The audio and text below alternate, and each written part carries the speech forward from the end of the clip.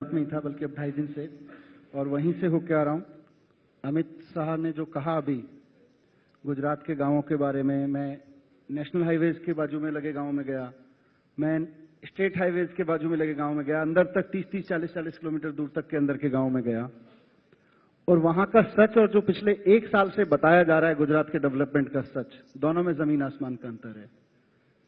सड़कें, मैंने लोगों से पूछा ये कब बनी थी, मोदी जी कह रहे हैं कि हमने 12 साल में गुजरात को इधर से उधर कर दिया है। गुजरात सड़कों में 20-25 सालों से आगे था कनेक्टिविटी में।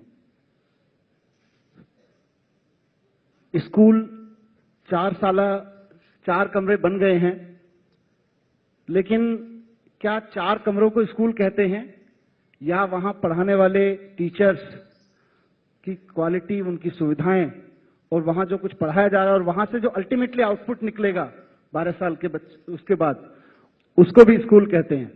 वो भी तो स्कूल है। मैं कई गांवों में गया और मैं नाम लेके बता सकता हूं। आप अहमदाबाद से बाहर निकलिए, महसाणा जिला बहुत नजदीक में है, महसाणा के गांव में गया, मैं कलोल के गांव में गया, कलोल से 20 किलोमीटर दूर के गांव में गया, वहां तक में टॉयलेट्स नहीं है। मैंने पूछा, ये बच्चियां आती हैं, बच्चे आते हैं, 4 कमरे बना के रखे हुए हैं, भैया यहाँ टॉयलेट्स हैं कि नहीं? टॉयलेट्स नहीं है जी। बच्चियां कहां जाती हैं? वैसे ही खुले में जाती हैं। मैंने कहा 15 लेडीज टीचर्स वहां पढ़ा रही हैं। मैंने पूछा लेडीज टीचर्स कैसे टॉयलेट जाती हैं? 8 घंटे 7 घंटे के लिए नौकरी करने आती हैं। आप, मुझे नहीं पता, मैं चैनल पे सब कहूं, वो उन्होंने मुझे बताया, प्रिंसिपल ने मुझे बताया कि हम वो कोने में जाती हैं और उससे पहले 2 टीचर्स को पहले खड़ा कर लेते हैं ताकि कोई उधर आए ना। ये विकास है। अमित शाह जी, क्या ये हकीकत है? एक मिनट में, अच्छा, और बोल रहे हैं। जो टीचर्स हैं उनसे मैंने बात की तो पता चला कि 5300 रुपए में कॉन्ट्रैक्ट पे टीचर रखे हुए हैं। आप पढ़े लिखे, आप इस देश का भविष्य तैयार कर रहे हैं, सिर्फ गुजरात का नहीं पूरे देश का भविष्य तैयार हो रहा है इन स्कूल्स में। आप 5300 रुपए में एक पढ़े लिखे नौजवान को लाके वहां कॉन्ट्रैक्ट पे 5-5 साल तक उसको 5300 रुपए की नौकरी कराते हो। आप उम्मीद करते हो कि उससे वो भविष्य तैयार करेगा देश का? मैं वाव में एक कॉलेज में गया, बहुत सारे कॉलेजेस में गया, मैं वाव के कॉलेज का आपको बता देता हूं। 618 स्टूडेंट, हायर एजुकेशन के लिए गुजरात सरकार का डेवलपमेंट का सच मैं आपके सामने बताता हूं। 618 स्टूडेंट्स वहां पे कॉलेज में पढ़ते हैं, और वहां पे 2 महीने पहले तक टीचर के नाम पे एक प्रिंसिपल था और कोई नहीं था। वहां के बच्चों ने वहां पे अनशन किया कॉलेज के बाहर बैठ के, तब जाके 2 और टीचर्स की वहां पे भर्ती हुई है। 618 बच्चों को पढ़ाने के लिए 3 टीचर्स हैं। मैंने प्रिंसिपल साहब को सलाम किया, मैंने पूछा आप किस हिम्मत से पढ़ाते हो साहब, किस हिम्मत से पढ़ाते रहे इन बच्चों को? उन्होंने कहा वो सीडीज आती है ना, हम तो सारे क्लासरूम्स में सीडी लगा देते थे। अरे सीडीज से इस देश की हायर एजुकेशन चल रही है क्या? और मैंने पूछा बाकी कॉलेज कहां है? 50 किलोमीटर दूर अगला कॉलेज है, 150 किलोमीटर दूर क्या पढ़ा रहे हैं? आर्ट्स। बच्चे अनशन कर रहे हैं कि साहब हमें कॉमर्स भी पढ़ा दो। उनको 150 किलोमीटर दूर साइंस की एजुकेशन लेने के लिए जाना पड़ता है। क्या ये सच्चाई नहीं है गुजरात की? आप, मोदी कहते हैं गुजरात शाइनिंग, पर अमित शाह, अरविंद केजरीवाल और मनीष सिसोदिया ने तो गुजरात की दूसरी तस्वीर देखी। नहीं, जो सिसोदिया जी ने बात करी वो अर्धसत्य है। जहां तक तनख्वाह का सवाल है, हमारे यहाँ एक नीति बनी है कि 4 साल तक एक फिक्स अमाउंट पर भर्ती होती है, और उसके बाद में जब उसको परमानेंट किया जाता है तो पूरी तनख्वाह दी जाती है। वो फिक्स अमाउंट 5300 रुपए है। हाँ, है ना, इसमें कोई दिक्कत नहीं है भैया, ये तो परिपत्रित है, कोई बहुत बड़ा सत्य आप ढूंढ कर नहीं लाए हैं।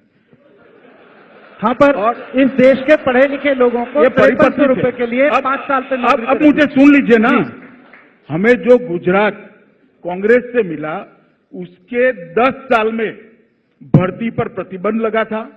आर्थिक प्रबंधन इतना खस्ता हाल था कि गुजरात के फाइनेंस डिपार्टमेंट ने भर्ती पर रोक लगा दी थी। उस वक्त कुछ भी कर जब तक भर्ती नहीं करते, ना प्रशासनिक सुधार पॉसिबल था, ना शिक्षा में सुधार पॉसिबल था। एक पॉलिसी बनाई गई कि किसी भी नए व्यक्ति को, चाहे वो तलाटी हो, शिक्षक हो या कोई और कर्मचारी हो, क्लर्क्स हो, उसको 4 साल तक एक फिक्स तनख्वाह दी जाएगी, और उसके बाद में उसको परमानेंट करने के बाद पूरी तनख्वाह दी जाएगी। और कितने लोग इसी पॉलिसी से भर्ती होकर परमानेंट हो गए हैं और आज पूरी तनख्वाह पा रहे हैं। अच्छा, मैं भर्ती का नया फॉर्मूला गुजरात से समझ के आया हूं। तलाटी की भर्ती हुई 1500, तलाटी माने पटवारी के लिए भर्ती हुई तलाटी के लिए 1500 भर्तियां थीं और 1500 भर्तियों के लिए गुजरात में 8 लाख आवेदन आए 5000 रुपए की नौकरी वाले के लिए। ये हमारा गुजरात में बेरोजगारी का आलम है। उसके बाद मजे की चीज ये है कि उस भर्ती को करने के लिए 10-10 लाख रुपए की रिश्वत ली गई। एक आदमी आप लोगों ने देखा कि ये डेवलपमेंट है, ये डेवलपमेंट है गुजरात का, जिसको पूरे देश में रेप्लिकेट करने की बात की जा रही है। मैं राहुल एक सेंटेंस पूरा करने दीजिए मुझको। मैं मनीष सिसोदिया हिंदुस्तान का नागरिक कभी नहीं चाहता कि मेरे जैसे या कि यहां जितने सारे लोग बैठे हुए हैं कि हम पूरी डिग्री हाथ में लेके आए और उसके बाद मुझे कहा जाए कि 5 साल के लिए आपको 5300 रुपए की नौकरी पे रखा जाएगा। कौन चाहेगा? हम में से कितने लोग चाहेंगे कि हमारे बच्चों को पूरी डिग्री करने के बाद में 5300 रुपए की कॉन्ट्रैक्ट नौकरी पे 5 साल रखा जाए? और हम में से कितने लोग चाहेंगे, other side of the story, हम में से कितने लोग चाहेंगे कि मेरा बच्चा जाके एक ऐसे स्कूल में पढ़े जहां पे 5300 रुपए की नौकरी पे एक अध्यापक को रखा गया है, उसकी नौकरी नहीं लग रही है। दिलचस्प, पर इससे सीमा बात की सुरक्षा का भी दिखता है अमित जी, और साथ साथ ये भी दिखता है कि मैं एक गांव में गया था, चरण का नाम है गांव का, सब लोगों ने सुना होगा, गूगल कर लीजिएगा। सोलर पावर प्रोजेक्ट लगाया गया था।